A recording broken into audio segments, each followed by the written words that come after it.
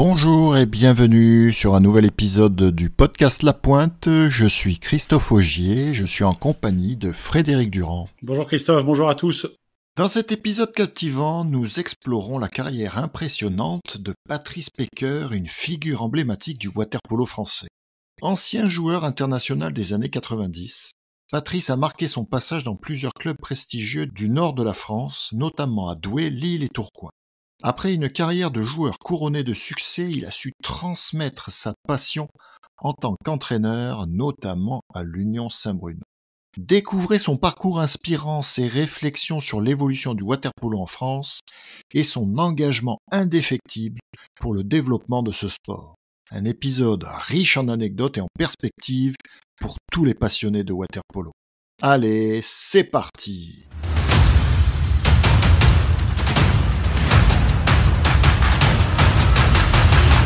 Bienvenue pour un nouvel épisode et dans cet épisode nous avons la chance d'avoir un invité, premier invité de cette deuxième saison, Patrice Péqueur. Bonjour Patrice, mais avant de te laisser quand même la parole, l'actualité, on est obligé de coller l'actualité et on voulait pour démarrer cet épisode rendre un hommage à une figure du water-polo français. Avec, on l'a appris récemment, donc la disparition de Jacques Leclerc. Peut-être avant de te présenter, Patrice, je crois que tu le connaissais bien, nous en parler. Alors Jacques, je le connaissais bien, c'est beaucoup dire en fait. Bonjour à toutes et à tous, bonjour Christophe, bonjour Fred, merci de votre invitation. Jacques, c'est un personnage du monde de la natation nordiste de manière générale. Ancien directeur de la piscine de Valenciennes, ensuite également dirigeant du PCVA. Et donc, oui, effectivement, en tant que jeune nageur, jeune poloiste, j'ai eu à côtoyer Jacques dans une période où le polo nordiste était encore très, très fort. Et puis ensuite, forcément, Jacques a trois enfants qui ont fait du polo, dont un avec lequel on a joué en équipe de France, Fred et moi. Donc, je ne peux que présenter mes sincères condoléances à Benoît, à Arnaud, Sylvain, dans l'ordre chronologique. C'est la vie qui passe, et ça fait partie de la vie, mais effectivement, c'est parfois des nouvelles douloureuses, et c'en est une avec le départ de Jacques, comme on a vu partir d'autres personnes qui nous étaient chères dans le milieu par le passé. Oui, ben, donc on profite pour lui rendre hommage et toutes nos condoléances à sa famille. On rebascule du coup sur notre invité, Patrice. Si tu peux te présenter en quelques mots pour commencer. Bon, Patrice Péqueur, donc je suis un ancien joueur de water-polo. J'étais international dans les années 90. J'ai joué pour 3 clubs nordistes dans l'ordre, donc formé à Douai. Ensuite, je suis parti faire mes études à Lille. J'ai joué pour le Lille Université Club avec lequel nous sommes montés en NAA, donc l'équivalent de l'élite. Et puis ensuite, j'ai connu une très belle période avec les enfants de Neptune de Tourcoing entre 90 et 2000, avant de terminer ma carrière à la fois à Douai par une montée en élite avec les francs-nageurs cheminots de Douai. Et ensuite, exactement ma dernière année en tant que joueur vraiment, puisque j'ai quand même remis le maillot un peu à Bordeaux une fois que pour des raisons familiales et professionnelles, j'étais descendu dans le sud-ouest. Mais globalement, ma carrière de joueur s'est terminée donc à Tourcoing avec une qualif européenne. Ensuite, le président de l'époque, Marc Brisfer, m'a accordé sa confiance pour qu'avec Eric Balzac, on fasse un duo pour s'occuper de l'équipe. Mais malheureusement, j'ai pu m'en occuper qu'une seule année avant de partir à Bordeaux. Donc, j'ai terminé ma carrière de joueur à Tourcoing et j'ai débuté ma carrière entraîneur à Tourcoing avant d'enchaîner sur 15 ans à la tête de l'équipe 1 masculine de l'Union Saint-Bruno. Voilà. De National 1, de National 2 jusqu'en élite, en passant par des montées, des descentes, les montagnes russes, mais sur une structuration du club qui est encore aujourd'hui en cours. Je pense qu'on va en parler durant l'épisode. Oui, après donc une longue carrière en tant que joueur et en tant qu'entraîneur dans le water-polo, hein, donc puisque ça s'est arrêté assez récemment quand même, mais pour prendre la vice-présidence. Je crois que maintenant tu es vice-président du club de l'Union Saint-Bruno. Est-ce que tu peux nous expliquer un peu peut-être aussi qu'est-ce que l'Union Saint-Bruno? L'Union Saint-Bruno, c'est un club omnisport, plus exactement à Bordeaux, on parle de maison de quartier. Donc c'est une association, c'est la plus grande association en termes d'adhérents, en nombre d'adhérents en Nouvelle-Aquitaine, avec 7000 adhérents. Donc, cette association organise une trentaine de sections sportives, dont font partie les sports aquatiques, mais pas que. Il y a aussi des accueils en périscolaire, il y a une école de multisport, il y a des activités culturelles, de théâtre, du chant, de la musique, etc. Donc, c'est une association qui touche un peu tout le monde à Bordeaux, en particulier en centre-ville. Donc, 7000 adhérents, c'est beaucoup. Et donc, il y a une vice-présidence qui est dédiée à la coordination des différentes sections sportives. Et le conseil d'administration de l'Union Saint-Bruno m'a accordé sa confiance pour que j'en sois le représentant au niveau des sports. Voilà, donc mon rôle, c'est de un peu coordonner. Il y a Pierre-Marie Linchenoux qui est président, un ancien joueur de water-polo aussi, ancien international, dans les années 70-80, qui est président donc de la maison de quartier, président du club omnisport. Et donc de la coordination, des orientations budgétaires, de la négociation avec les collectivités pour les subventions, peu de représentation. Enfin bon, c'est un peu, voilà, c'est la vie habituelle du dirigeant bénévole. Mais ce qui fait que, en ayant quitté le bord des bassins, j'ai quand même des semaines qui sont bien chargées. Oui, parce qu'en parallèle, je pense que tu as un métier, donc peut-être tu peux aussi nous décrire, parce que c'est pas forcément commun, surtout au sein du water polo, peut-être, quelle est ta formation et ton métier, actuel? Alors, j'ai une formation d'historien, j'ai passé un concours d'enseignant. Le concours s'appelle le CAPES, hein, vous le savez, vous le connaissez, ce concours. Et en fait, je vais pas raconter ma vie, mais je suis documentaliste, donc professeur documentaliste. Je m'occupe d'une bibliothèque au sein d'un collège. Et pour faire le lien avec le water polo, c'est un sujet sur lequel on est d'accord, Fred et moi. C'est-à-dire que très rapidement, je me suis aperçu que il n'y avait pas possibilité pour moi de mener une vraie carrière professionnelle. Et je crois qu'aujourd'hui, c'est toujours le cas, à quelques exceptions près. Et donc, très très rapidement, il a fallu pour moi chercher une solution pour pouvoir mener de front une carrière professionnelle et continuer à mener ma carrière poloistique.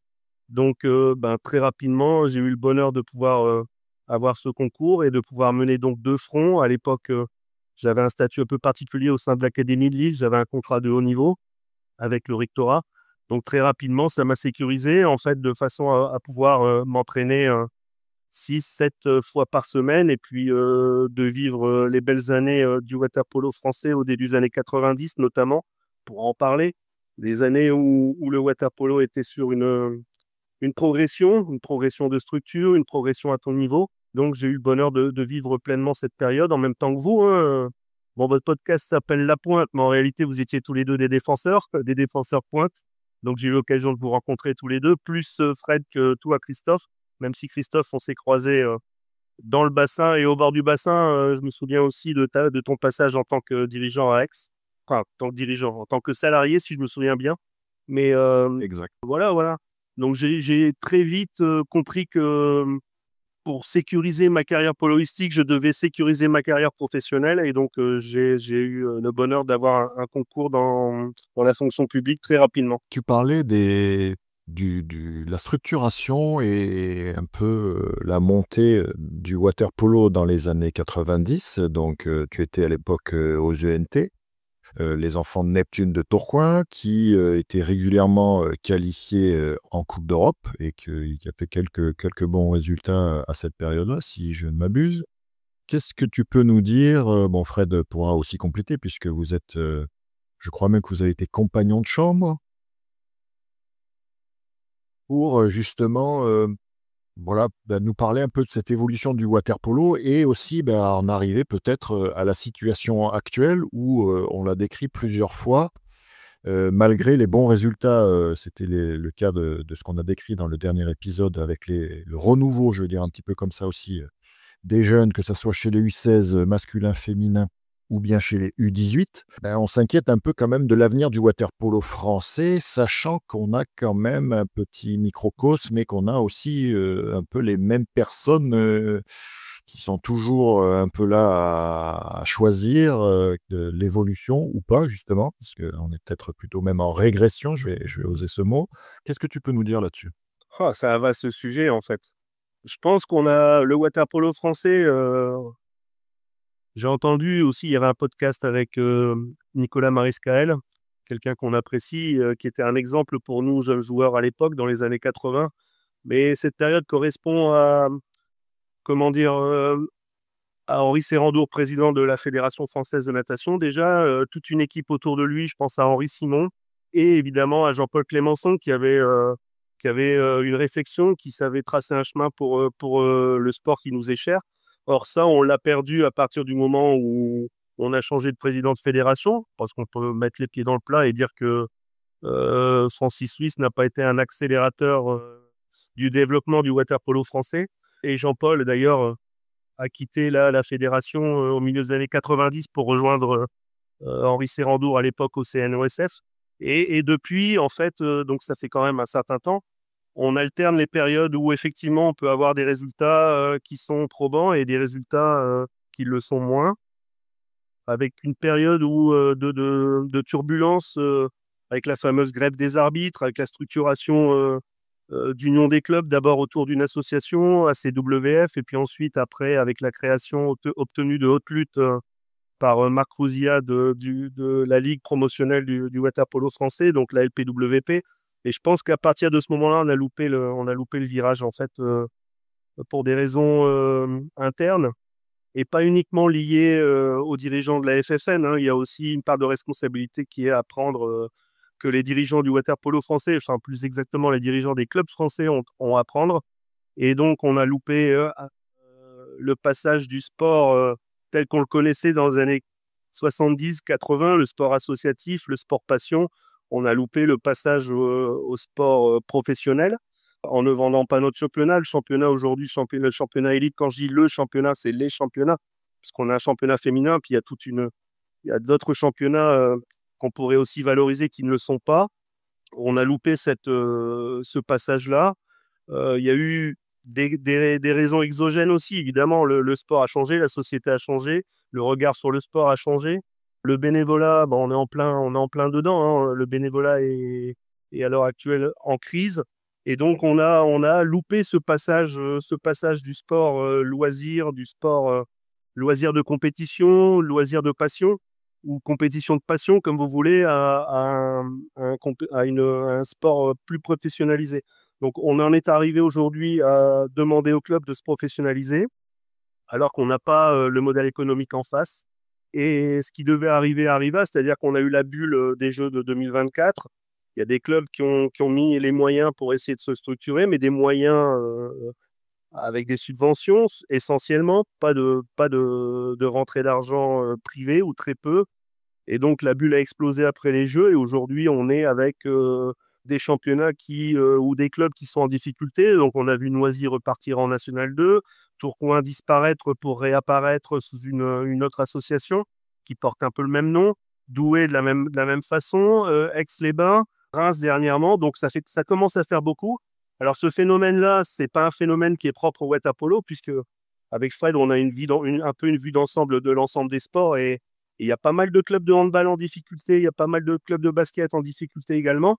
Mais quand même, nous, je pense qu'on a loupé ce virage du professionnalisme. Alors après, on peut s'interroger sur le water polo enfin, plus largement que sur le périmètre hexagonal, au niveau européen, au niveau mondial. Est-ce que le water polo, aujourd'hui, a sa place dans le milieu du sport spectacle? Alors, il y a certains pays, oui, mais des pays où il y a une vraie culture water polo. Je pense à la Hongrie, je pense aux pays de l'ex-Yougoslavie, donc Croatie, Serbie, Monténégro, même si on pourrait, ça serait intéressant d'avoir l'avis, par exemple, de quelqu'un comme Renato Zivkovic là-dessus. Je pense que en Croatie, c'est pas non plus, voilà, il y a des clubs qui disparaissent, d'autres qui réapparaissent. Il y a aussi des bulles, donc il faut se méfier. Mais en tous les cas, le water polo, au moins tous les 4 ans, il est présent sur les podiums ou pas loin des podiums olympiques, chose qui n'est pas notre cas. Et nous, en plus, on n'a pas fait les efforts pour maintenir ce maillage territorial qui existait dans les années 80 et qui n'existe plus aujourd'hui. On a un nombre de clubs qui pratiquent le water polo qui est en nette régression. Tu parles de régression, là, je suis d'accord. Donc, ce qui fait qu'on a un nombre de poloistes moindre, même s'il y a des clubs qui forment. Je pense à Aix-en-Provence, Monaco dernièrement qui s'est mis entre guillemets, sur le marché de la formation et qui fait ça très bien. Mais globalement, on a beaucoup moins de jeunes qui jouent au water polo aujourd'hui que dans les années 70-80. Alors, les raisons, j'en ai sorti quelques-unes, mais il y en a sans doute d'autres. Mais on n'est pas sur une pente ascendante, ça c'est certain.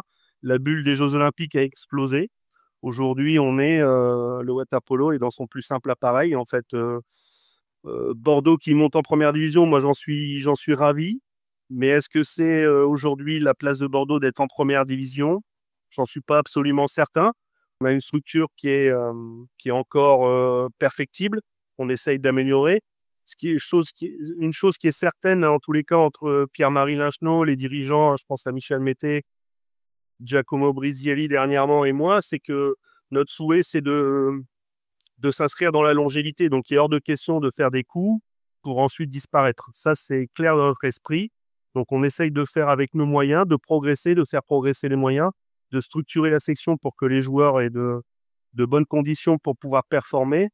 Mais est-ce que c'est suffisant pour qu'on puisse basculer sur un statut complètement professionnel? J'en suis pas persuadé dans la mesure où on n'a pas, même si Saint-Bruno est un club omnisport où les sections sont solidaires financièrement des unes des autres, ce qui nous permet encore aujourd'hui d'être présents à un bon niveau au niveau français et d'assurer une certaine stabilité. Mais globalement, on peut pas aujourd'hui, on n'a pas les moyens d'entretenir deux équipes professionnelles puisque notre équipe féminine est aussi en élite. On n'a pas les moyens d'entretenir vraiment, véritablement, deux équipes entièrement professionnelles. Bon, je suis un peu parti dans tous les sens. C'est un peu un de mes défauts. Mais n'hésitez pas à me réorienter et de faire en sorte que mon propos soit un peu plus clair et plus cohérent, en fait. Mais le water polo, comme pour vous, ça a été une passion, plus qu'une passion. Voilà, ça. Et aujourd'hui, pour me préserver, j'ai volontairement pris un peu de recul. Me préserver de quoi?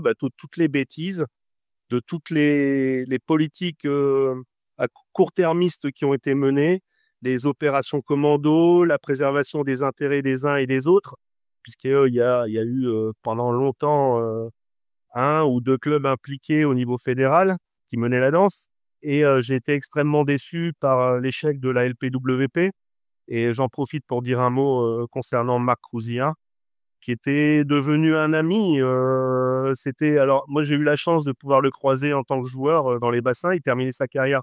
Moi, j'ai débuté la mienne en élite. Mais ensuite, s'est construit une relation autour des orientations prises par le water polo. Et je pense qu'on était en phase. Et d'abord, il a été, je pense, trahi par une partie des clubs de water polo lui-même au sein de la LPWP, parce que les gens n'avaient pas compris que la Ligue, c'était un outil pour pouvoir développer le water polo. Il ne s'agissait pas de faire une fédération parallèle, ni d'organiser l'ensemble des championnats français. Donc, il y a eu déjà une méprise de la part d'un certain nombre de dirigeants. Et puis ensuite, le départ de Marc, dans les conditions qu'on connaît, qui a été effectivement quelque chose de dur, parce que, je le répète, je parlais tout à l'heure de Nicolas Mariscal, mais cette génération des Jeux Olympiques de 88 puis de 92, c'est une génération qui nous a servi de modèle. Et Marc faisait partie de nos héros, Fred. Et de voir partir quelqu'un comme déjà Armand, pour commencer, Armand Michaelian, et puis ensuite Marc, c'était quelque chose qu'on a reçu durement. Même, vous voyez, même chez un Tourquenois comme moi, un Tourquenois d'adoption, c'est quelque chose qui a été marquant, en fait, parce que j'ai appris aux enfants de Neptune de Tourcoing à connaître et à respecter les valeurs. Et Armand, comme Marc, étaient des joueurs de valeur, des êtres éminemment sympathiques et qui avaient un regard sur le water polo avec lequel on pouvait parfois être en désaccord, mais globalement, on était sur la même longueur d'onde. Donc, ça a été pour nous quelque chose d'assez traumatisant. Aujourd'hui, on a des jeunes qui ont pris le pouvoir, des plus jeunes. Moi, je regarde Alors, bien sûr, je ne suis pas directement impliqué dans la politique fédérale, ni même au sein des clubs. C'est Michel Mété qui représente l'Union Saint-Bruno au sein de l'association des clubs dont j'ai oublié le nom, la nouvelle association. Water Polo Evolution, je crois que c'est ça. Mais j'ai un regard, bien sûr, j'ai parfois un regard critique, parfois un regard empathique, parfois aussi, je suis en accord avec certaines choses, mais globalement, on n'a pas de chemin, en fait. Aujourd'hui, on n'a pas de chemin. Jean-Paul Clémenceau nous avait tracé un chemin dans les années 80 qui commençait à ressembler vraiment à quelque chose au début des années 90. Et aujourd'hui, on avait de nouveau un chemin qui pouvait se tracer avec la LPWP. Et ce chemin, on l'a de nouveau perdu. Et aujourd'hui, on navigue à vue. Quand je dis on navigue, je suis gentil. Alors, je suis quand même les résultats des championnats au niveau international et au niveau national. Mais là, on sort d'un été qui est plutôt favorable avec le fait d'avoir remporté la D1. Je ne sais plus dans quel c'est les U16, je crois, ou 17. Et puis d'avoir fait un top 8 avec les U18 et Alex Simoni. Si c'était comme ça à chaque championnat, je signe, comme c'était le cas au début des années 2000 avec Gilles Madlena, que je salue au passage aussi, un ancien adversaire et coéquipier. Mais aujourd'hui, j'ai plutôt l'impression que c'est l'effet de conjoncture, en fait. Voilà. C'est pas structurel. On n'a pas aujourd'hui une formation qui est structurée comme il le faudrait, même si, je le répète, Monaco a réussi à structurer quelque chose de très bien. Aix-en-Provence fait des choses très très bien chez les jeunes aussi. Mais globalement, à côté de ce qu'on a connu quand on était gamin dans les années 70-80, je ne sais pas évaluer le nombre de jeunes poloistes aujourd'hui qui pratiquent la discipline, mais je pense qu'on a beaucoup moins de clubs formateurs, beaucoup moins de clubs qui pratiquent le water polo aujourd'hui qu'à cette époque-là. Et pour moi, le haut niveau est indissociable de la base. C'est-à-dire que si on veut faire du haut niveau de façon durable, comme d'autres pays, il faut qu'on élargisse notre base de joueurs. Et là, on est face à des problèmes. Alors, les problèmes ne sont pas uniquement des problèmes de politique fédérale, hein, j'en ai bien conscience. On a aussi la gestion des municipalités, la gestion des piscines, les délégations de services publics, les créneaux, le public, les autres clubs, l'arrivée de pratiques sportives du type les palmeurs, enfin, on a tout type d'activités. Le hockey subaquatique, je peux en citer plein, mais donc globalement, dans nos structures, dans nos équipements, on est concurrencé au niveau des créneaux. Et donc, le water polo qui a besoin d'espace pour pouvoir se pratiquer efficacement est en difficulté. Donc, c'est un paramètre de plus qui fait que la pratique, je pense, est en régression. Oui. Patrice, salut. Je suis content de t'avoir avec nous. Je suis content de t'avoir avec nous, même si je t'ai très souvent en dehors. Pas besoin d'avoir le podcast pour t'avoir, pour être en relation avec toi. On a parlé tout à l'heure de régression. Je souscris, même si ça me fait mal, je souscris. Disons qu'on a des arbres qui cachent la forêt actuellement, à mon sens, mais les arbres, quand ils vont commencer à disparaître, on va s'apercevoir de la difficulté de la forêt par rapport à ce qu'on a connu. Toi, le ch'ti de naissance, hein, t'es douaisien de naissance. Tu as commencé donc ta carrière au Glacis à Douai qu'on connaît, cette petite piscine. Comment tu as vécu d'abord la situation financière de Douai qui les a contraints d'être quand même dans une situation très embarrassante et de devoir être rétrogradé. Et ensuite, même s'il n'y a pas forcément un parallèle entre les deux, tu as été 10 ans à Tourcoing en étant le capitaine de cette équipe. Et Tourcoing a connu la même mésaventure financière avec des conséquences un peu plus graves, puisque Tourcoing a été rétrogradé. Et globalement, pour finir, cette situation du polo nordiste où, tu te rappelles avant, quand on avait ce qu'on appelait les interzones, il y avait une vraie lutte entre les Flandres, qu'on appelait les Flandres à l'époque, l'Île-de-France et PACA. Et maintenant, PACA truste tous les trophées en mettant même des fessées avec des scores assez. Est-ce que le Nord est toujours une terre de polo et est-ce que les clubs, je ne vais pas tous les citer parce que moi j'ai joué dans des divisions, on jouait contre ces clubs-là, Quiébrechin, Denain, Grande-Sainte, Waterloo, tout ça. L'avenir du polo dans le Nord, comment tu le vois à travers en plus donc ces deux échecs. Douai se remet d'aplomb en étant en élite, mais comment tu as vécu ça? Bon, j'ai pas bien vécu la chute des deux clubs. Je pourrais ajouter aussi la disparition du LUC chez les garçons. Le LUC existe encore en National 3 sans doute, je sais même pas. puisque j'ai connu 3 clubs, Douai, Lille, mais le Luc, donc même les pupilles Neptune de Lille, en fait. La première année, la première saison que j'ai vécue, on était champion de France de 2e division, c'était les pupilles Neptune de Lille. Un club historique. Oui, oui, Patrice, avec Hervé De Jong, oui. puisqu'on en était à saluer un petit peu on a salué tout à l'heure Jacques Leclerc, je vais avoir un petit mot aussi pour Hervé De Jong. Oui, Hervé De Jong, Serge Cuvelier qui est parti il n'y a pas longtemps.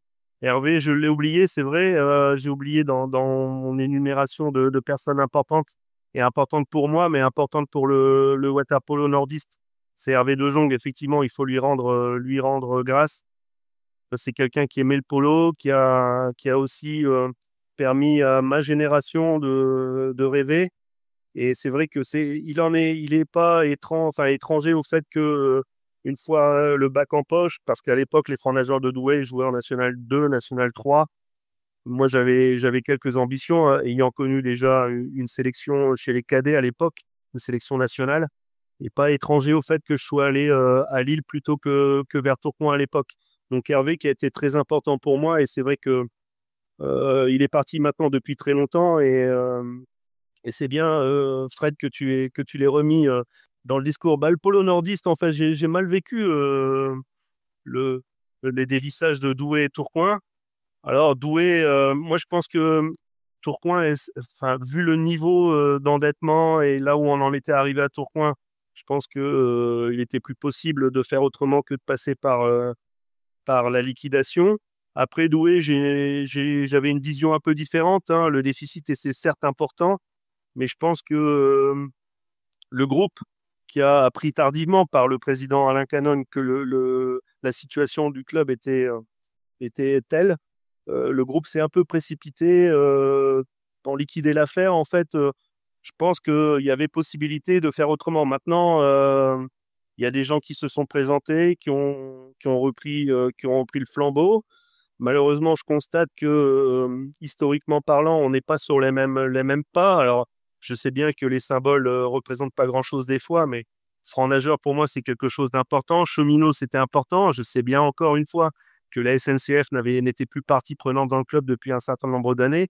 Voilà, moi, je suis historien de formation. Je pense qu'une culture se perpétue. Elle évolue, certes, mais l'histoire, c'est quelque chose d'important. Et quand on construit quelque chose, une histoire, justement, il faut s'appuyer sur ce qui a été fait. Et donc, j'ai mal vécu, en résumé, les dévissages de Douai et Tourcoing. Aujourd'hui, Douai revient en élite avec un projet ambitieux, mais en ayant fait disparaître complètement aujourd'hui dans sa structure qui va évoluer en élite le terme franc nageur, qui est quand même un terme atypique qui représente plus de 100 ans d'histoire. Donc forcément, je le vois je prends ça avec de la distance. Je suis plus douaisien. J'habite pas à Douai, j'habite plus à Douai. J'y reviens en vacances de temps en temps, mais c'était encore le cas cet été. Mais voilà, je suis éloigné maintenant de ce club qui n'est pas mon club.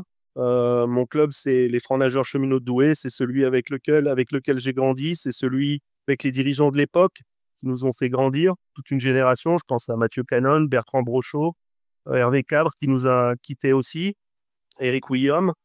Voilà, je suis de cette génération-là. Jean-Philippe Dewille qui va nous écouter, Samuel Gacker. Bref, voilà, je suis de cette génération-là et ça, c'est mon club. Le club d'aujourd'hui, c'est un club qui a évolué, qui a changé de nom, qui a plus du tout la même façon de fonctionner. Bah écoutez, bonne chance à eux, bonne chance au président et Nico, et on verra comment ça va évoluer. Tourcoing est remonté en selle avec 2 structures, il me semble. Il y a 2 enfants de Neptune maintenant à Tourcoing. Il y en avait déjà 2 avant, mais c'était un peu nébuleux.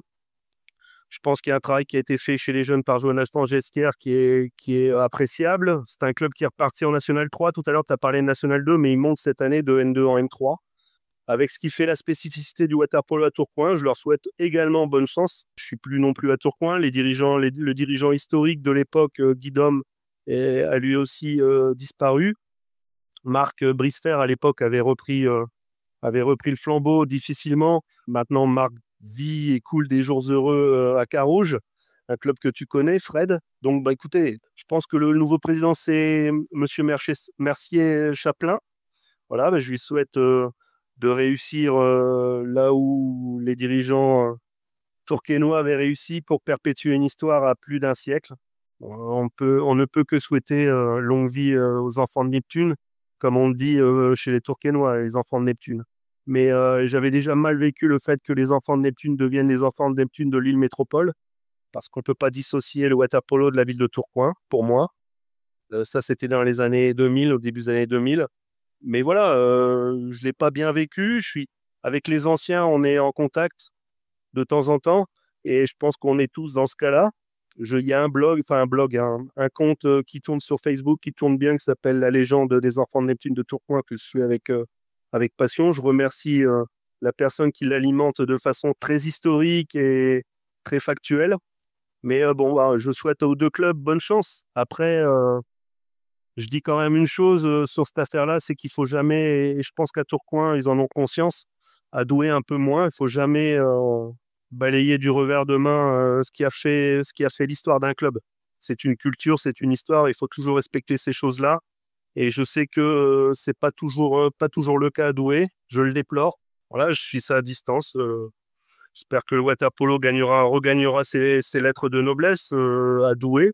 Patrice, on a vécu aussi, tu as vécu la disparition et la destruction de cette fameuse piscine Paul Bolk, qui était un bassin complètement atypique en Europe, ce 50 mètres sur 12 mètres 50, avec les gradins à la verticale, avec des matchs qui, quand ça commençait un petit peu à chauffer, le public était là. Mais tu as parlé alors on va pas faire les anciens combattants ou les vieux cons, mais je pense qu'on a perdu aussi dans ce chemin-là des gens justement qui avaient une vision. Alors on les aimait pas ou machin, mais on s'aperçoit. Je mets Jean-Paul dans le lot parce que Jean-Paul, il a longtemps été critiqué, mais on s'aperçoit quand même qu'avec le temps, Jean-Paul, finalement, c'était très très bien. Mais tu avais des guid'hommes, tu avais Monsieur Augereau, qu'on appelait Monsieur Augereau à l'époque à Givors. On a eu, que je salue aussi, même s'il n'était pas dirigeant ou quoi, mais Jeannot Boniou à 7. On a eu Guy Alimondo qui a fait beaucoup aussi à Charenton, à Choisy d'abord, et puis à Charenton. Et en fait, j'ai l'impression qu'on avait des long-termistes avant. Alors, c'est peut-être effectivement l'époque qui veut ça. Et maintenant, on a peut-être un peu plus des court-termistes qui voient le résultat de demain et d'après-demain sans forcément voir le résultat dans 5 ans. Alors, c'est sûr que le gars qui verra la bouteille à moitié pleine, il verra les résultats de l'équipe de France actuelle, il verra Marseille au Final Four et il verra le top 8 européen. Ça, c'est indéniable. Mais moi, ce qui m'inquiète et ce qui, à long terme, je pense, pénalisera la discipline, c'est le nombre de pratiquants. Et on perd, je trouve, des pratiquants. Il n'y a pas beaucoup et des pratiquants d'un certain niveau quand même. Et j'ai l'impression que tout le monde bricole un peu à droite et à gauche, mais il n'y a pas de... Je ne sais pas, j'ai besoin d'avoir ton avis là-dessus, mais il y a des clubs aussi pas qu'on a perdu parce qu'ils existent toujours, mais le changement de bassin qui était peut-être souhaitable pour accéder à un certain niveau, mais tu t'aperçois que Givors, donc à un moment donné, quand tu peux plus jouer en élite parce que tu n'as pas le bassin, bah, est-ce que tes gamins, t'es condamné à rester en N1? Donc Reims est resté longtemps champion de N1 sans pouvoir monter. Givors existe toujours, mais Givors, c'était une place historique. 7 a été obligé de s'expatrier pendant 5 ans à Montpellier. Saint-Jean, qu'on a connu, hein, Saint-Jean qui a des difficultés, mais qui a toujours été là quand ils avaient leur bassin. Peut-être que le changement de bassin aussi nous a fait perdre des clubs formateurs historiques. Je ne sais pas. Mais en tout cas, je trouve que alors, il y a des petits coins de ciel bleu, hein, comme on a évoqué là. Il y a la réouverture de l'INSEP en espérant que ça va générer un nouvel élan pour les jeunes qui veulent aller là-bas. Mais c'est vrai que moi, je reste persuadé que cette espèce d'appellation de la professionnalisation de notre sport, pour moi, c'est une folie parce que le water-polo, je l'avais dit dans le premier épisode, hein, ça avait fait grincer peut-être quelques dents. Mais à part Marseille et puis peut-être à Strasbourg ou autres, à des exceptions près, le reste, tu peux pas filer 1000 balles par mois à un gars et lui dire qu'il est professionnel et qu'il doit s'entraîner comme quelqu'un qui joue au PSG en foot. Et le problème, c'est que c'est ça, quoi. Donc, on a des exigences avec les joueurs qui ne sont pas en rapport avec la rémunération qu'ils ont. Et moi, 1000 euros par mois, pour moi, c'est de l'accompagnement, c'est de l'aide, c'est pas du professionnalisme. Qu'on a connu nous, hein, c'est ce qu'on avait. Hein. On avait une aide, on travaillait tous à côté, on étudiait tous à côté, on avait une aide. mais c'était pas. Moi, j'ai jamais dit que j'étais professionnel de water polo. On travaillait tous et puis on était aidés, dédommagés à côté.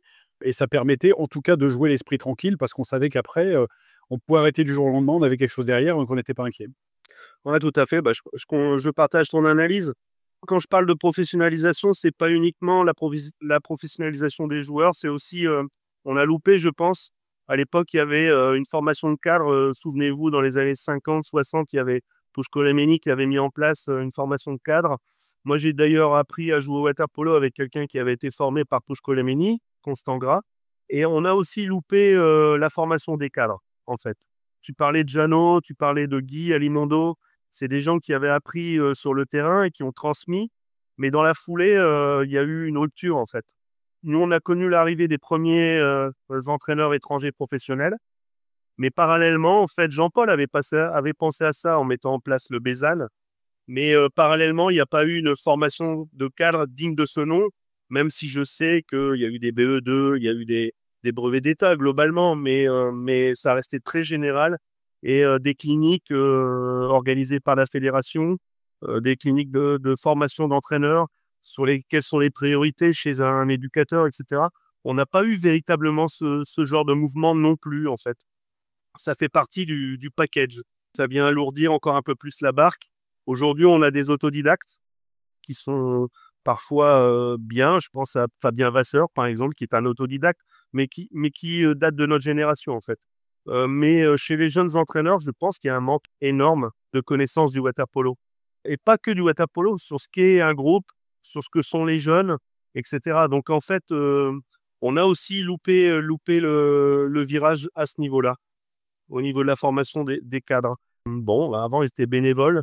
Et puis, progressivement, ils sont devenus professionnels. Mais aujourd'hui, chez les jeunes Français, on n'a plus le niveau de technicité d'un Jeannot Boniou, d'un Guy Alimondo de l'époque ou d'un Hervé de Jong, en fait. Non, je suis d'accord. On va fermer, si tu veux bien, le chapitre un petit peu du Nord et puis donc de tes deux clubs de cœur du Nord et qui vont renaître de leur cendre, il n'y a pas de souci. Comment tu as vécu? Tu as vu qu'on a depuis un bon moment, on a eu une émergence quand même des résultats de notre équipe nationale senior masculine avec des résultats qui n'avaient jamais été enregistrés jusque-là. Avec, comme le disait Dominique Delon dans le podcast, la France a battu tout le monde sauf l'Italie. Donc, ce qui nous était jamais arrivé, hein, la Hongrie, les Serbes, les Américains, etc., etc. Australie, donc moi, évidemment, j'étais hyper content, hyper satisfait de ça. Comment tu vois ça et comment tu vois la suite et l'évolution possible? Alors, en fait, sur cette génération, sur cette équipe nationale et ces championnats du monde à Doha, je pense que notre équipe était arrivée au top de ce qu'elle pouvait faire d'une part. Et d'autre part, Doha était un championnat du monde un peu particulier, même avant. Même avant Doha, hein, parce qu'avant Doha, il y a eu Fukuoka. On finit 6e, on ratant très peu le quart pardon, contre l'Espagne. Il y a eu Rio quand même avant, hein, où la France a fait un tournoi olympique très très honorable en perdant ces matchs que de 3 buts. 3 buts l'Italie, 3 buts au Monténégro. Donc ils ont fait bonne figure quand même aux Jeux Olympiques. Donc on a eu cette période quand même 2006, 2023, 4. 2016. Quand même de 2016, tu veux dire. 2016, pardon, oui. Oui, 2016.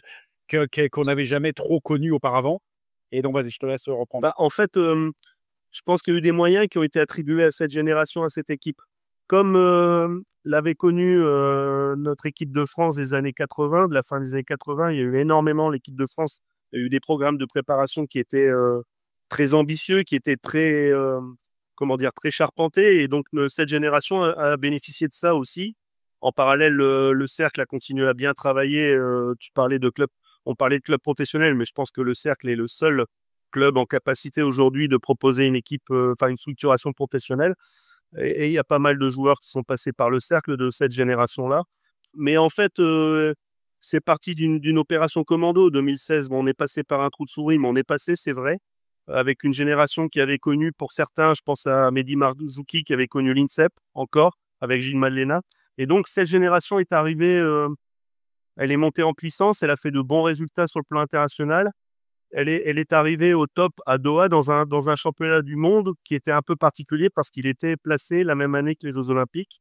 Et on a vu qu'un certain nombre de pays avait pas fait l'impasse, mais était déjà dans l'optique plus des Jeux Olympiques que des championnats du monde. Ceci dit, les résultats de Doha, on a vu ce que pouvait éventuellement entraîner de bons résultats de l'équipe nationale. Et quand je parle de bons résultats, c'est un podium au niveau mondial, en fait. On a vu frétiller les choses. Moi, je sais que l'adjoint au sport à la ville de Bordeaux est venu me parler de water polo pour la première fois après Doha. On a vu arriver sur les plateaux de télé des poloistes. Et donc, on voit ce que peut faire, ce qui peut générer un podium au niveau international de notre équipe nationale. Mais la question, c'est de savoir si on est en capacité aujourd'hui de reproduire de façon très régulière les résultats qu'on a connus à Doha. Et pour ce faire, on en revient à la base, c'est-à-dire, soit tu parlais de clubs formateurs et de nombre de poloistes. Je pense qu'aujourd'hui, on est largement sous-dimensionné en termes de pratiquants pour dire de pouvoir générer des résultats comme ceux de Doha de façon régulière. Non, mais je suis d'accord, tu as parlé de Mehdi Marzouki. C'est vrai que l'ouverture de l'INSEP confiée à Gilles, qui pour moi est une grande perte pour notre sport, parce que Gilles avait l'avantage, Gilles présentait un profil à multi-avantages. D'abord, il était prof de sport, donc il coûtait rien à la Fédé, qui est quand même important par les temps qui courent, puisque donc son salaire ne coûtait rien au water polo. Deux, c'est un ancien joueur sélectionné olympique et donc qui a une expérience. C'est un ultra passionné. Et c'est quelqu'un qui a des compétences, évidemment, de formation et tout ça. D'ailleurs, donc tu as parlé de Mehdi Marzouki, je vais rajouter, donc il y avait Jonathan Moriamé qui a fait l'INSEP, il y a Romain Blary. Oui. Après, j'en oublie peut-être, mais Enzo Katz, de ceux qui étaient à Rio, qui a fait. Donc tu vois quand même que quand tu ouvres une structure pérenne, que tu fais travailler les gars comme il faut, avec un bon gars aux manettes, et que tu as le volume d'entraînement qu'il faut avec une population de qualité, évidemment, tu peux pas, il n'y a pas de magicien, hein, donc avec une population de qualité, même en additionnant tout ça, tu passes, comme tu dis, par le trou de souris, parce que bon, les Pays-Bas battent l'Espagne, hein, en fait, la clé de Trieste, c'est ça. Sinon, ce serait taper l'Espagne et ça aurait été quand même, sans faire injure à qui que ce soit, plusieurs de se qualifier au jeu. Quand même, déjà, on a galéré contre les Pays-Bas. Mais même en mettant tout ça bout à bout, tu vois que tu passes par le trou de souris. Donc, si tu enlèves l'INSEP, si tu enlèves des formateurs tels que Gilles, et si tu t'appauvris au niveau du nombre de pratiquants, c'est dans ce sens-là, moi, je rêverais de parler d'un polo qui va vers le soleil, hein. Mais je m'aperçois quand même que on se met un petit peu des obstacles et ça va être compliqué de pérenniser ces résultats-là parce qu'on a de moins en moins de pratiquants formés par des bons formateurs. C'est ça mon inquiétude. On est synchro. On a le même avis, Fred. C'est ce qu'on peut retrouver aussi dans d'autres sports, hein. Dans tous les cas, les Français performent. Là, bon, en ce moment, il y a l'Euro de basket, avec deux bons premiers matchs pour l'équipe de France. On avait eu Jérôme Fernandez aussi, on en avait parlé avec le handball, que voilà, ça Le repose volley aussi sur avec le vote. la qualité des formateurs, hein. Ouais, mais le problème qu'il y a aussi, c'est que après, tu vois, le basket, c'est un sport planétaire, hein, avec une figure de proue qui est la NBA, quelque chose qui emballe la terre entière. De l'Australie au Cambodge, à Cuba, tout le monde connaît la NBA. Donc, tu ne peux pas rivaliser en termes, j'allais dire, les gamins vont plus naturellement aller vers un sport où il y a une exposition, comme le basket, que d'aller vers le polo où il faut trimer dans un bassin, déjà réussir à savoir nager, attraper un ballon, enfin bref. Le volley, ça a été longtemps, devant le football, le sport le plus pratiqué dans le monde, avec le plus de licenciés. Les gens oublient ça, mais on joue au volley dans le monde entier, hein, en Chine, au Japon, en Australie, partout. Et puis, le hand, effectivement, est parti de... Ils ont eu leur Jean-Paul Clémenceau, eux, Daniel Costantini. Et puis, ensuite, ils ont fait ce qu'il fallait. Mais il y avait une intelligence au départ pour pouvoir faire... Nous, on a pas mal de bonne volonté, mais il nous manque un plan et il nous manque quelque chose. Après, pour en revenir à la Ligue, Patrice, alors oui, la fédération a torpillé le projet parce qu'ils pensaient peut-être que ça allait déboucher sur une fédération bis, ce qui n'était pas le cas. Mais je pense que l'arrêt de l'INSEP, l'arrêt de la Ligue, est-ce que nous, notre sport, qui n'est pas un sport majeur, peut se permettre ce genre de choses-là, de fermer l'INSEP et de condamner la Ligue? Je ne pense pas. Bah écoute, il y a eu le miracle Rio, ce qui est super. Mais j'ai toujours, comme j'ai dit, un petit peu de crainte. Après, on va laisser le temps au temps. Il va bien y avoir des joueurs qui vont émerger. Et puis en espérant que, pour en revenir au championnat élite et à Bordeaux, donc je sais, puisqu'on en a parlé, que quand le championnat était. Douai monte cette année, puisqu'il est champion de France de N1, donc il a une montée automatique. Vous avez été champion de France de N1. La montée vous a été pas refusée, mais il y avait un barrage à cette époque-là parce que l'élite était, j'allais dire, bien fournie. Cette année, les instances sont bien contentes de faire de la place à Bordeaux parce que sinon, le championnat, ça serait résumé à 8 équipes, ce qui fait quand même un peu pauvre. C'est quoi ton regard par rapport à ça? Et quelles sont les ambitions de Bordeaux l'année prochaine? Je sais que vous avez eu un exercice en élite délicat parce que les gens ne se rendent pas compte de la marche qu'il y a entre la N1 et l'élite. Je pense que tu ne veux pas évidemment répéter ce genre d'exercice-là. Mais quelles sont les ambitions de Bordeaux pour l'année qui vient?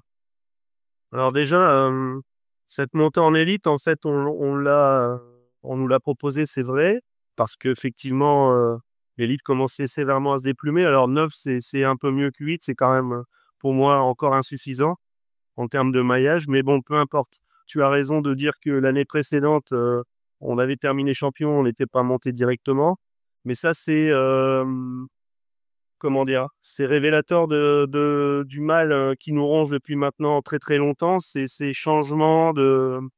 Il y a deux choses. Ces changements de règlement, déjà, d'une part, constant, ça change toujours. Et donc, comme au niveau de l'économie, on a besoin d'avoir des perspectives et de la confiance, et donc dans le water polo, on n'a pas beaucoup de perspectives et pas beaucoup de confiance. Et la deuxième chose, c'est que cette montée en élite, on l'a acceptée pour des raisons plus brunosiennes qu'au niveau de l'ambition sportive. C'est-à-dire que on s'est aperçu que dans notre groupe en équipe 1, il y avait une part du groupe qui ne voulait pas monter en élite. Peut-être d'ailleurs par rapport à la saison que nous avions déjà vécue en élite, où la division était à l'époque dans la bulle Jeux Olympiques, elle était très très charpentée. En plus, avec une année Covid où le championnat ne s'est déroulé quasiment qu'en France au niveau européen. Donc on est tombé en élite une année où l'élite était vraiment très très très très qualitative. Et puis donc on avait une partie du groupe qui voulait tester, remonter ou monter en élite pour des jeunes, et une partie qui ne voulait pas y retourner. On s'est donc rendu compte qu'il était important pour nous d'accepter la montée. Alors après, il y avait les paramètres financiers qui rentrent en ligne de compte. Comme je vous le disais tout à l'heure, on n'est pas non plus, on est stable certes, mais pas très large quand même. Donc on avait l'impératif de monter pour ne pas fusiller une partie du groupe. On a préféré donc se séparer indirectement, puisque les joueurs nous disaient que si jamais on acceptait la montée, eux arrêtaient de jouer. Donc il y a une partie du groupe qui a arrêté, et on a privilégié, ce qui est normal dans le sport, l'accession, de façon à pouvoir conserver une certaine forme de dynamique sportive. Sinon, je crains que en ayant refusé en élite, on aurait dû probablement revenir demander une réintégration en N3 ou en N2 en fait. Parce qu'on aurait perdu de fait nos forces vives. Il y a quelque chose qui m'échappe un petit peu, c'est-à-dire que les joueurs s'entraînent relativement Tous les soirs. ce qui leur permet donc d'accéder au plus haut niveau national. Donc, quand tu t'entraînes tous les jours, c'est que tu as quand même une ambition légitime d'essayer de représenter ton club au plus haut niveau. Et vous avez eu affaire à une partie d'effectifs, mais qui ne voulait pas monter. Je comprends pas ça. Alors, une partie de l'effectif qui ne voulait pas monter parce qu'ils avaient conscience que le fait de jouer en élite nécessitait encore un peu plus d'investissement hebdomadaire. Voilà, c'est des joueurs qui s'entraînaient 4-5 fois par semaine, et ils ont estimé eux-mêmes que s'entraîner 4-5 fois par semaine, c'était insuffisant pour bien figurer en élite. Alors, chez ces joueurs, il y avait des joueurs qui étaient en milieu de carrière, d'autres qui étaient plutôt en fin de carrière.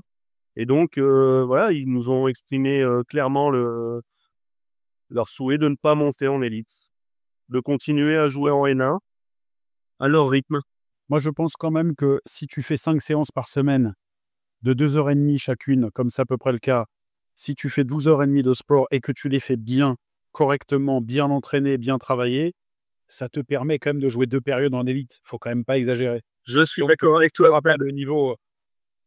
pas le niveau d'un Hugo Crouzilla, mais ça te permet quand même d'exister physiquement ou quoi, de faire 2 périodes en élite. C'est un peu bizarre sans dévoiler de secret, tu me dis si tu veux en parler ou pas. C'est quoi le budget de Bordeaux pour le polo? C'est compliqué parce qu'il y a le budget de l'équipe 1 masculine, après il y a le budget de la section et le budget de l'équipe 1 féminine. Mais globalement, que le début, L'équipe masculine. globalement, je pense que si tu additionnes tous les salaires, les primes, les déplacements, l'engagement et autres, on doit être aux alentours de quelque chose comme 200 000 euros. Là, tu parles que de l'équipe masculine. Oui, Ok. Montée comprise, parce que je crois que vous aviez dû, forcément une augmentation de budget pour, justement jouer en élite et aussi parce qu'il y a l'engagement des équipes jeunes au niveau national. oui. Alors la décision, elle venait aussi du fait que les obligations venaient alourdir le bilan financier en fait. Concernant l'augmentation des subventions en élite, euh, on a donc la région qui met 20 000 euros sur la table et on a eu de longues discussions avec la mairie qui ont finalement débouché sur une subvention exceptionnelle de 20 000 euros pour l'année 2025. La subvention de 2026 étant en négociation. Voilà. Donc on a, grosso modo, on savait on allait avoir 40 000 euros, de bonus en fait. Ce qui est peu par rapport à 40 000 euros. 40 000 euros, c'est quoi? C'est un salaire pour un joueur en fait. Non, mais c'est ce dont on avait parlé aussi dans l'épisode numéro 1. Moi, j'avais dit que la conjoncture économique étant ce qu'elle est, que l'argent public allait faire défaut, et je pense qu'on va aller vers des choses un peu plus compliquées que ce qui n'est encore actuellement, et que les arbitrages se feraient en premier sur la culture et le sport. Donc effectivement, déjà trouver des mairies et des conseils généraux ou régionaux qui mettent un peu plus la main à la poche, c'est déjà pas mal. Vous allez aussi avoir, alors sur un championnat de neuf, vous avez que 8 déplacements. Je pense que sur les déplacements, vous allez quand même économiser un peu parce que aller Longueville quand tu es en N1, aller à Thionville, même aller à Givors, traverser la France en largeur, aller à Monaco, monter à Arnes et tout ça, Bordeaux, c'est quand même enclavé. Donc, je pense que vous aviez un poste de déplacement qui était non négligeable. Peut-être que là, il y en aura moins déjà et peut-être que vous pourrez un petit peu économiser là-dessus. Mais effectivement, il faut une gestion au cordeau pour pouvoir se débrouiller et essayer de résister. Alors, ces économies dont tu parles sur les déplacements, en fait, il y a une partie qui est compensée par le droit d'engagement qui est supérieur en élite, qui est supérieur Il y a combien d'écart? de 4 000 euros, c'est-à-dire un déplacement, grosso modo, un déplacement et demi. Et puis ensuite, Christophe parlait des obligations. Les obligations d'un club de N1, c'est pas du tout les mêmes obligations qu'un club d'élite. Alors là, la fédération et les clubs ont décidé d'enlever une obligation, en fait. Ce qui nous a permis de gagner grosso modo 20 000 euros et de pouvoir financièrement tenir la saison en élite. Mais vous voyez, on n'est pas très large. Et quand on parle d'obligations, on oublie aussi, et ça c'est quelque chose qui me travaille, c'est-à-dire qu'on a une équipe en élite féminine, le water-polo féminin français qui est en difficulté à l'heure actuelle. Et le fait d'avoir une équipe féminine en élite n'est pas considéré comme une obligation dès lors que tu es en élite masculine. Or, l'équipe féminine, il faut quand même l'entretenir. Même si le championnat est un championnat avec très peu d'équipes. Alors, je ne sais pas exactement combien il y a d'équipes, 6 ou 7 cette année. Mais globalement, il faut quand même préparer l'équipe, il faut quand même encadrer l'équipe, il faut quand même essayer de renforcer l'équipe par des joueuses professionnelles ou semi-professionnelles. Il y a des primes, nous on pratique la prime défiscalisée, donc URSAF. Donc il y a quand même, ça génère quand même un budget. Je crois que nos primes l'année dernière, filles garçons confondus, c'était aux alentours de 60 000 euros. Donc tout ça, c'est des sommes qui sont quand même importantes. Et donc ces déplacements qu'on aura en moins chez les seniors, on devra les faire chez les jeunes, Fred. Mais tu vois, ça, je veux avoir ton avis là-dessus parce que ces histoires d'obligations, est-ce qu'on ne se met pas des freins? Alors, je sais bien qu'il faut que les clubs forment et tout ça, mais les obliger forcément à présenter une équipe et s'ils n'y arrivent pas, à défaut de ne pas pouvoir s'engager dans le championnat, est-ce qu'on a ce luxe-là, nous, de pouvoir se permettre ce genre de contraintes? Quand on jouait, il y avait pas ces contraintes-là. Les clubs, tu pouvais évoluer en élite, tu avais ton championnat de jeunes, il y avait les équipes réserves à l'époque, etc., etc. Donc, tu mettais une équipe réserve, mais tu n'étais pas... est-ce qu'on n'est pas en train de dissuader des clubs de vouloir un peu s'engager plus haut, à mettre un peu des barrières organisationnelles, financières? Et est-ce que finalement, on ne refroidit pas un petit peu tout le monde? Le chemin est est peut-être un peu trop balisé pour aller jusqu'à l'élite. Qu'est-ce que tu en penses? Voilà, je suis d'accord là-dessus. Alors après, à notre époque, en fait, le maillage territorial faisait que les championnats régionaux étaient très denses. Aujourd'hui, si tu parlais du Nord tout à l'heure, dans le Nord, moi, j'ai joué des championnats où il y avait une vingtaine de clubs. Aujourd'hui, dans le Nord, c'est un championnat à 5 clubs. Je caricature même pas, en fait. Donc, effectivement, la fédération, ayant le souci de faire en sorte que les clubs continuent à former, a mis ses obligations en place. Mais aujourd'hui, la question se pose de savoir si ces obligations, elles ne sont pas contre-productives. Je pense à Reims l'année dernière qui a habillé une équipe de jeunes avec 8 joueurs, 7 ou 8 joueurs, peut-être même quelques nageurs, pour aller voyager à Marseille, à Aix, à Nice, etc. C'est de l'argent qu'on jette par les fenêtres, en fait. Je pense que la solution passe par le maillage territorial. Alors, ça se fait pas en un coup de cuillère à peau et ni en une année, hein. Mais je pense qu'on aurait tout à gagner à de nouveau avoir des clubs qui pratiquent le water polo. Mais là, on en arrive à il faudrait vraiment une vraie politique de développement de la part de la fédération, de promotion du water polo et de développement du water polo, de façon à éviter à Strasbourg d'aller devoir jouer de façon obligatoire à Marseille avec ses U16 et ses U18. Par ailleurs, c'est bien que Strasbourg joue à Marseille en U16 ou U18. C'est mauvais exemple parce que Strasbourg fait partie de ces clubs qui se sont structurés pour. Mais aujourd'hui, quand je te parle de structuration au niveau de Saint-Bruno, on a du mal, nous, on a eu du mal à remplir ces obligations. Alors on dira, ouais, mais Saint-Bruno, c'est pas bien, vous formez pas assez. Certes, c'est vrai. Mais aujourd'hui, pratiquer le water polo dans une grande ville, voire même dans une ville comme Saint-Jean-d'Angély, c'est devenu compliqué, en fait. Et est-ce que ce problème, justement, tu l'as pour moi touché un peu du doigt tout à l'heure, c'est-à-dire que dans nos bassins, donc il y a une petite polémique aussi autour du savoir nager, puisque des champions comme notamment Florent Manodou ou Alain Bernard se sont positionnés sur le fait qu'il manque de bassins et que aussi, maintenant, suivant les collectivités, il y a un privilège qui est donné peut-être plus au public ou aussi, à un moment, on sait que les bassins, entre guillemets, ça coûte cher. Il y a des DSP, donc les DSP, il faut que ça gagne de l'argent ou c'est compensé par les collectivités. Mais est-ce que justement aussi, c'est pas dû à ce manque de créneaux, forcément, et que du coup, certains clubs qui existaient ont disparu aussi parce qu'ils n'avaient plus accès aux créneaux? C'est possible, voire même des clubs qui ont vu leur piscine disparaître. Je pense à Waterloo, par exemple. Les DSP sont un vrai problème. Ça, c'est vrai. Et l'apprentissage de la natation, plus généralement, d'ailleurs, au-delà du water polo. Aujourd'hui, on a plus de jeunes qui se noient qu'avant, en fait. Et on se pose pas les questions. Et là-dessus, le combat d'Alain Bernard et de Florent Manodou est juste. Aujourd'hui, l'apprentissage de la natation, c'est devenu un business. C'est plus un service public, c'est un business. Et donc, on a, dans des piscines qui sont en délégation de service public, on a aussi des délégataires qui ne mettent pas en place l'apprentissage de la natation. C'est un problème. Donc là, c'est un problème politique, en fait. On en revient à cette synchro-sainte politique où, en fait, l'argent, parfois, est au-dessus du reste. Alors, j'ai bien compris qu'on était dans une situation financière, budgétaire compliquée. Mais la République se doit de fixer un cap pour ces jeunes. Et le fait d'apprendre à nager, c'est aussi la République française. C'est pour moi, ça fait partie du cursus d'apprentissage des jeunes. Et aujourd'hui, c'est devenu un business. Donc, il y a tout un pan de la société qui n'apprend plus à nager. Parce que les parents n'en ont pas forcément ni l'envie, ni les moyens, ni l'accès tout simplement au bassin, c'est vrai.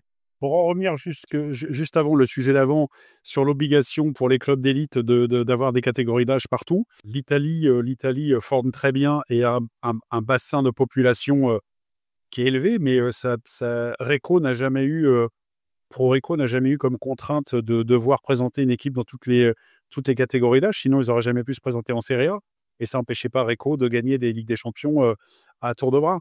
Donc voilà, est-ce qu'on a le luxe est-ce que c'est la même chose? Nous, il faut qu'on se calque un peu sur l'Allemagne, sur les Pays-Bas. On est un pays un peu comme ça. Est-ce qu'aux Pays-Bas, tu es obligé de présenter une équipe, etc. Je pense qu'en faisant ça, on limite les clubs. Et quand tu limites les clubs, tu limites les pratiquants. Et si tu limites les pratiquants, tu limites les résultats. La base étant pas assez fournis et je pense pas qu'on puisse se permettre ce luxe-là dans notre sport. Après, il y a peut-être des bonnes raisons que je connais pas, hein, mais je pense pas que ce soit une solution super, ça. Alors, les bonnes raisons, c'est la crainte que les gros mangent les petits, en fait. C'est-à-dire, c'est la crainte pour un club de former les jeunes qui soient ensuite recrutés par des clubs qui ne pratiquent que le water polo à haut niveau. Mais c'est ce qui se passe. C'est ce qui se passe. Et c'est déjà le cas. C'est déjà le cas. Tout à l'heure, on a parlé des Flandres, mais on a parlé de l'Île-de-France. L'Île-de-France, c'était. Alors, il y a toujours des clubs, hein, mais moi, je me rappelle, on jouait l'Île-de-France, c'était super costaud. Oui. Là, maintenant, tout a été un peu cannibalisé. Donc, tu as eu ce cercle 93. En fait, si tu n'avais pas eu l'émergence de Taverny l'année dernière, enfin, il y a 1 ou 2 ans, ben, tu n'avais quasiment qu'un seul club pour les jeunes. Avant, tu avais Charenton, tu avais la VGA Saint-Maur, tu avais plein de clubs. Tu avais un championnat d'Île-de-France qui était performant. Il fut un temps, au début des années 2000, je crois qu'il n'y avait plus un club d'Île-de-France en première division. Après la disparition du Racing, il y a eu un trou. Racing, Charenton, Choisy, il y a eu un trou. On n'avait plus de club d'Île-de-France à haut niveau, en fait. Avant l'arrivée de Noisy. Non, mais je sais. Non, mais ce que je veux te dire, c'est que si tu multiplies quand même les clubs dans les régions et tout ça, tu as plus de chances de produire des joueurs. Après, c'est normal, c'est le destin d'un joueur, de tous les joueurs, qui a les capacités pour aller à un niveau supérieur, de partir vers le club supérieur. Ça, c'est normal, ça existe dans tous les sports. Donc c'est pas, il faut pas combattre ça parce que ça, tu combats quelque chose un mouvement naturel. Donc ça sert à rien de faire ça. Mais je pense quand même que on va vers et d'ailleurs c'est le cas, on va vers une diminution des clubs et en fait un alourdissement des conditions pour évoluer au plus haut niveau qui freine certainement les bonnes volontés.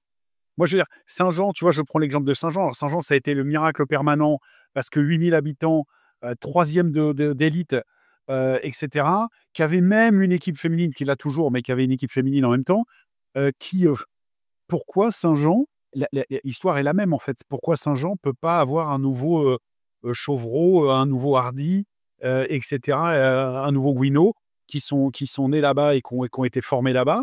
Peut-être que la carotte à l'époque de Saint-Jean d'évoluer en élite, etc., bah, faisait qu'il y avait une école qui se développait et les gens y allaient. Là maintenant, si tu leur dis, bon, pour aller en élite, il faut un bassin. Donc Saint-Jean, ils n'auront jamais un bassin. Vous n'avez pas de bassin, il faut aller jouer à 100 bornes à Bordeaux. Ah ouais, 100 bornes, c'est compliqué. Mais il faut aussi, si vous voulez jouer en élite, présenter une équipe dans toutes les catégories d'âge. Et grosso modo, si tu fais l'addition de tout ça, tu t'aperçois que ton ticket d'entrée pour jouer en élite, avec toutes les contraintes autres que je viens de te dire, bah, tu es dans un billet de 300-350 000. Je suis d'accord.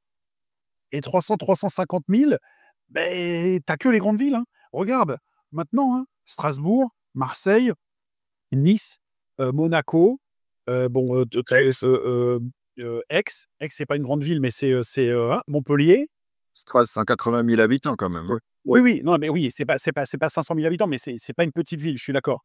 Mais donc, tu es en train de concentrer ce polo-là, et Saint-Jean petit, il y a 7 encore, il y a 40-45 000 habitants à 7, ça reste quand même une petite ville, mais ça reste aussi un club historique. Mais tous les clubs qu'on a connus, etc., si maintenant tu leur dis, bon, bah, pour participer, c'est 350 000, bah, les mecs, ils restent en N1 ou ils restent en N2, ils font toujours du polo, mais ils ont changé un peu leur fusil d'épaule, ils font du loisir et ils tentent pas vers la compétition. Parce qu'on a multiplié les règles d'admission parce que à un moment donné, alors c'est peut-être pas de leur faute parce qu'ils ont eu une ambition certes légitime et puis ils pourront se retrancher derrière les résultats de 2016-2024 pour dire nous on avait raison. Mais quand même, sur un plus long terme, tu t'aperçois que ça va être très compliqué. On va perdre des joueurs majeurs dans notre championnat d'ici 4-5 ans. Un gars comme Mike Bodegas, Hugo, il finira par arrêter. Pour retrouver des joueurs de ce calibre-là, ça va être très, très, très, très, très compliqué. On n'a pas une recette à fabriquer ça. Heureusement qu'on a encore des jeunes talentueux, mais je pense que les clubs, les contraintes imposées aux clubs sont peut-être un petit peu dissuasives. Oui, c'est vrai. On partage le constat. Après, c'est la quadrature du cercle, en fait. La fédération, en mettant ses obligations, avec pour objectif que les clubs continuent à former et au lieu de s'appuyer sur les recrutements, le fait de piller d'autres clubs. Mais on en est quand même à ça, avec un nombre de clubs qui s'est considérablement réduit. Oui. Après, les clubs, effectivement, tu peux aller chercher le joueur ou les 2 joueurs ou 3 joueurs que tu as pas, parce que tu as un avantage économique. Tu es parti de Douai pour aller à Tourcoing. Moi, je suis parti du Racing pour aller à Marseille. Ça existera toujours. Mais ça veut pas dire que les clubs vont arrêter complètement de former. Marseille a un avantage économique, qui garderont toujours, mais les 2 Vernou, Hugo, Mike, Arshak, j'en oublie peut-être, il y a Mathias Olivon qui a arrêté il y a pas longtemps, ils ont appris à nager au cercle. Ouais, donc c'est pas parce que tu mets ces contraintes-là que les clubs vont complètement arrêter de former. Donc Strasbourg forme, Aix forme et tu as pas besoin de les obliger en leur disant: «Si vous avez pas ça, vous allez pas en élite». Moi, je pense qu'on ce luxe-là, on l'a pas. Nous, on fait un peu pas de la démerde, mais un petit peu quand même.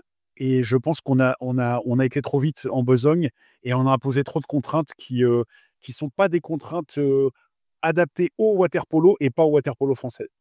Oui, c'est vrai. Je pense que quand même, il y a vraiment cette problématique, je pense, de formation et de cadre. On en a parlé avec Dominique, on en a parlé tout à l'heure avec Patrice. C'est-à-dire qu'il y avait des choses qui étaient mises en place pour former des cadres.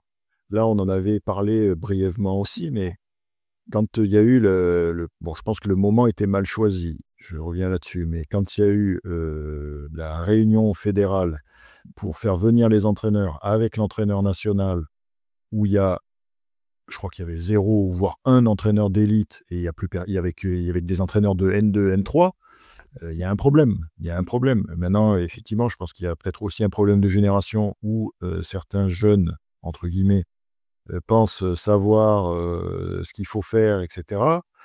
Mais voilà, cette connaissance, peut-être cette transmission, je pense qu'elle n'y est plus. Elle n'y est plus. Et je pense que lié à ça, forcément, il y a peut-être moins d'enfants jeunes enfants qui vont pas vers le water polo parce qu'il manque de créneaux, alors que sur un savoir nager, sur des écoles de nage dans les clubs, on peut travailler là-dessus et renvoyer ces jeunes-là, s'ils sont déjà dans l'eau, vers les différentes disciplines proposées, quoi. Ouais, mais si tu regardes, Christophe, tu vois, là, tu parles de formation, je suis d'accord avec toi. Sète, tu prends un club comme Sète. Historiquement, Sète, c'est pas une grande ville, donc c'est pas une ville qui a un bassin de population très important. Jeannot, il savait ce qu'il faisait. Il a sorti des quantités de joueurs.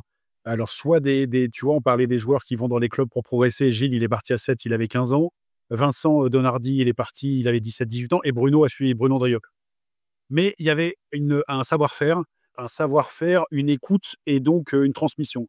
Yannick Boniou a pris le relais. Yannick, les Pesson, comment ça s'appelle, Enzo Katz, tous les autres, Lotman, enfin toutes les générations, même Docarmo, tout ça, même Chipotel qui a grandement progressé là-bas. Enfin bref, je ne vais pas tous les nommer. Mais il y avait un réel travail de formation avec une réelle connaissance du polo. Tu prends Nice, Vincent Donardi, il a eu les catégories de jeunes. Je ne dis pas ça parce que c'est mes potes, mais c'est la réalité. Il a eu les catégories de jeunes tout le temps, les 90, les 91, les 12. Nice était régulièrement champion de France dans les catégories de jeunes. Tous les Mishka Izinski, les Bagiaki, les Elio, tout ça, jusqu'au 2004 à peu près. Vincent, il est parti, tu vois la qualité de la formation à Nice, c'est déplorable. J'en ai plein, hein. Tu prends Taverny a été construit de A à Z par Jacques Lecureur, qui est parti de rien quasiment et qui n'était pas forcément un gars qui connaissait le polo, mais qui a formé quantité de joueurs. Le plus illustre, c'est Emmanuel Duché. Et tu peux aller jusqu'à Givors, jusqu'à Saint-Jean et tout ça. Là, maintenant, le problème, c'est qu'effectivement, tu files tu files tes gamins à des gars qui, comme ils sont en poste, ils pensent qu'ils savent, mais ils ne savent pas. Il n'y a pas de vécu, il n'y a pas de connaissances. Il n'y a pas de. Alors, je sais bien que tous les grands joueurs ne font pas des grands entraîneurs. Tu n'as pas besoin d'avoir un grand joueur, mais il n'y a rien qui remplace le vécu, il n'y a rien qui remplace l'expérience. Ce que tu as vécu, tu peux le transmettre. Et C'est ce que je disais, ouais. C'est ce que Oui, je disais. mais regarde, on parle tout le temps du travail de Monaco. Monaco. Mais qu'est-ce qui s'est passé à Monaco? Monaco, il y a 10 ans, il n'y avait rien. Rien. Il y avait une équipe en N3. Donc, Sébastien Dervieux, il est arrivé là, prof de PS, passionné. Il a mis en place des choses. Et puis, tout d'un coup, il s'est dit, je vais aller chercher un petit peu, il n'avait pas trop le temps, etc. Et puis, il a mis Manuel Aversan. Pourquoi Monaco Pourquoi Monaco, tout d'un coup, truste tous les titres en jeunes? Ce que fait Monaco, c'est super, hein, mais pourquoi ça, c'est pas duplicable à d'autres clubs? Parce que le formateur n'est pas le même. Le formateur est pas le même. Tu peux pas donner une équipe de gamins à un jeune qui, même s'il a de la bonne volonté, n'y comprend rien et espérer d'avoir les résultats d'un même mec qui a joué en équipe nationale et qui sait comment on fait. On manque de formateurs, on manque de en fait, on a Ouais. perdu une génération d'anciens joueurs. Un gars qui a eu la formation très longtemps à Marseille, c'est Olivier Chandieu. Voilà, Olivier Chandieu, Hugo Crouzia, il est passé avec Olivier Chandieu, tout ça. Tu avais des gens de qualité parce qu'ils avaient eu un vécu. Là, maintenant, je veux pas être condescendant ou quoi, mais il y a beaucoup d'endroits où les gens, je veux pas être méchant, mais ils ont pas le niveau. Ils ont pas le niveau. Ils sont pleins de bonne volonté, mais ils ont pas le niveau. Ni On est d'accord, tactique. on est d'accord. Bah, ouais, mais ça, c'est ça, tout à l'heure, tu vois, tu parlais du handball, mais le handball, pour entraîner une équipe en première div, tu es obligé d'avoir un diplôme de première div. C'est comme ça. Tu peux pas t'improviser demain, tu t'assois sur le banc, et cetera, et cetera. Et on a perdu tout ça. Et je reviens aussi à Gilles. On avait un mec qui était brillant à l'INSEP et en fait, qui doit être le cœur du projet et ben, on l'a plus. Donc tous ces gars-là, tu les additionnes, toute cette génération-là qui devrait, être les Guy Alimondo de l'époque, tous ces gars-là, ils sont plus là. Ça, c'est préjudiciable, hein. Alors, on en a, hein, mais c'est très. Tu parlais d'Olivier Chandieu, il y a Yann Clé, il y a Yann Vernou qui est encore chez les jeunes. Il y a des gens de qualité, mais effectivement, le maillage, lui, enfin, le nombre n'est pas présent, comme c'était le cas avant. Concernant les équipes nationales, volley, basket ou handball, faut pas non plus oublier qu'un bon nombre de joueurs français internationaux évoluent à l'étranger. Tu parlais de la NBA, 80% des joueurs de l'équipe de France de basket évoluent en NBA. Oui, mais ils ont été formés en France pour la plupart. Oui, oui, oui. Mais ils ont été formés en France, mais maintenant, pour se perfectionner et pour rester au plus haut niveau et pour progresser, je pense à Yabusele, par exemple, ils jouent en NBA. Tu pourrais pas continuer à jouer à ce niveau-là en jouant à Cholet. Il y Non, a un très bon club formateur, oui. mais qui peut pas te proposer ça. Ils jouent tous en NBA. Rizaché, j'ai regardé le match contre la Slovénie, hein, oui, 80% jouent en NBA. C'est Heu, c'est comme si 80% des joueurs français de water polo de l'équipe de France jouaient dans le championnat hongrois, croate ou là on serait présent là. On serait présent au niveau. Mais bon, à part Mike qui a fait une superbe carrière, Hugo, Romain Blary que tu as eu aussi à Carouge, les Français qui ont réussi dans des grands championnats, il y en a pas beaucoup en fait. ouais, on peut citer Mathieu Pesson aussi qui a Mathieu, oui, en en Espagne. Espagne, voilà. Aurélien Cousin à Malte. Oh, en Italie aussi déjà, En Italie, c'est non, mais à je te parle Bogliasco. à Malte.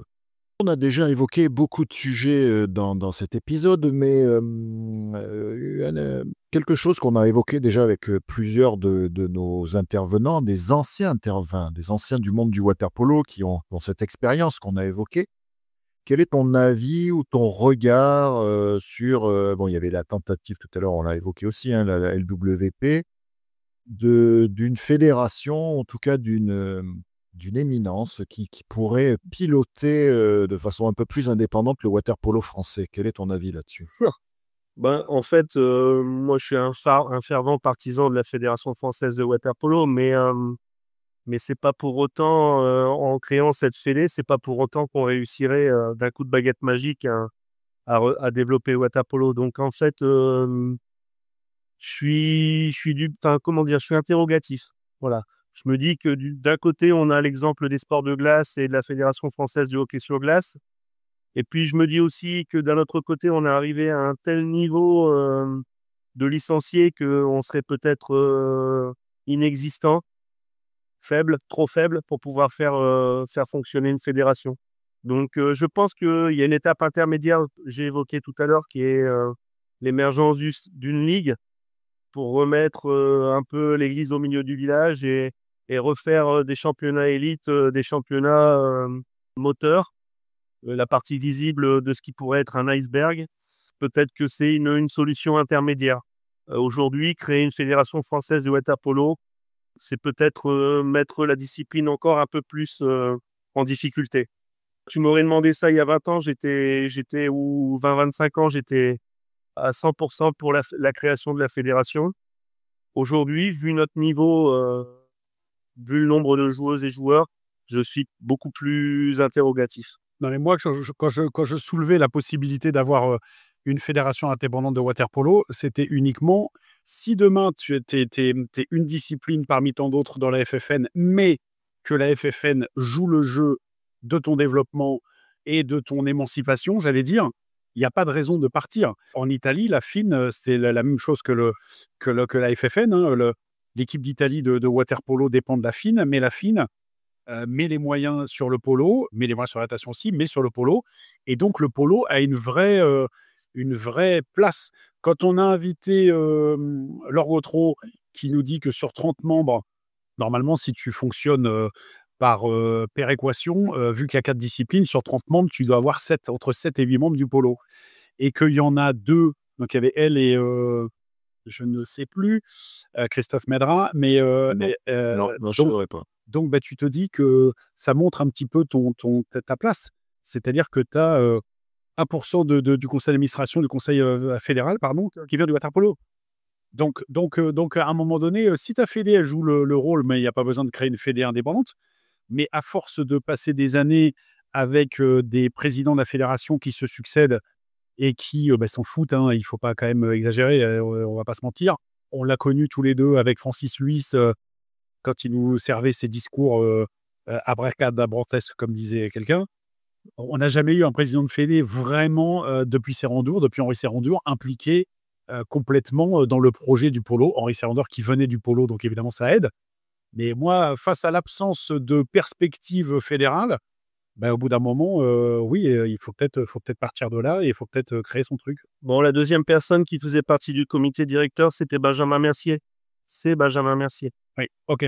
Mais Laure Gautreau, d'après ce qu'elle me dit, elle était dans des commissions qui n'avaient rien à voir avec le water polo de haut niveau, quoi. C'était, il y a un fonctionnement quand même global du sport qui est un peu étrange. Donc, nous, on n'y échappe pas. Et tu parlais de peut-être recréer une ligue, ou bon, on a parlé, il y a Water Polo Evolution, mais bon, en tout cas, nous, à notre niveau, moi, je vois pas ce que ça apporte pour le moment. Hein. Pour moi, ça, c'est une coquille vide, mais peut-être que je me trompe complètement. Quelles seraient un peu peut-être les erreurs à pas reproduire par rapport justement à cette ligue qui n'a jamais peut-être véritablement trouvé sa place à l'époque lorsqu'il y avait Marc Rougia et bon, qui avait peut-être un peu plus de poids, on va dire, peut-être vis-à-vis des personnes qui se trouvent à la fédération. Alors Marc avait du mal avec Francis Suisse à l'époque. Il a eu du mal à faire accepter la ligue, etc. Et il avait aussi du mal avec, paradoxalement, avec les dirigeants du water polo qui pensaient que la ligue, c'était une fédération, justement.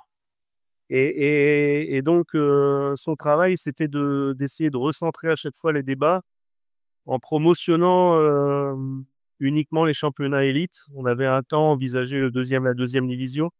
Et ça a été constamment. Et on a vu ressurgir au sein de la ligue aussi cet esprit de clocher où chacun, en fait, poussait des idées qui étaient à l'avantage de leur propre club, en fait, plutôt que de jouer l'intérêt général. Et donc, si on venait à créer une fédération ou à recréer une ligue, l'écueil, ça serait de repartir dans les guerres de clocher, en réalité, qu'on n'a jamais quitté. Ça serait de tracer un programme d'intérêt général et d'œuvrer en faveur du développement du polo. Alors, la Ligue, ça serait en faveur du développement de la visibilité des 2 championnats élites. Ça serait déjà bien. Ouais, je t'interromps, Patrice, mais t'imagines quand même que Marc, il avait réussi ce tour de force d'arriver à trouver un diffuseur national de télévision qui était Sport Plus à l'époque pour diffuser le championnat élite. Hein. Oui, championnat élite à l'époque passait sur Sport Plus en clair et gratuit. Voilà, on arrive à la fin de cet épisode assez riche une fois de plus. Hein. On remercie donc Patrice d'avoir répondu à notre micro. On en avait parlé brièvement, surtout toi Frédéric, mais je en profite quand même. Et puis, si Patrice veut revenir en tant que consultant de temps en temps dans nos épisodes, nous l'accueillerons avec grand plaisir. Et voilà, on espère que vous avez apprécié cet épisode autant que nous, à discuter avec Patrice Pecker, vice-président de l'Union Saint-Bruno. On lui souhaite une belle saison en élite, que ce soit chez les garçons et chez les filles. Et on se donne rendez-vous mardi prochain pour un nouvel épisode. À bientôt. Merci à vous. Patrice, historien du polo, qui est bienvenu évidemment. C'est gentil. Ciao. N'hésitez pas à nous laisser vos commentaires. Si l'épisode vous a plu, vous pouvez noter l'épisode, le partager et pour ne pas manquer les prochains, pensez à vous abonner. À très vite sur La Pointe.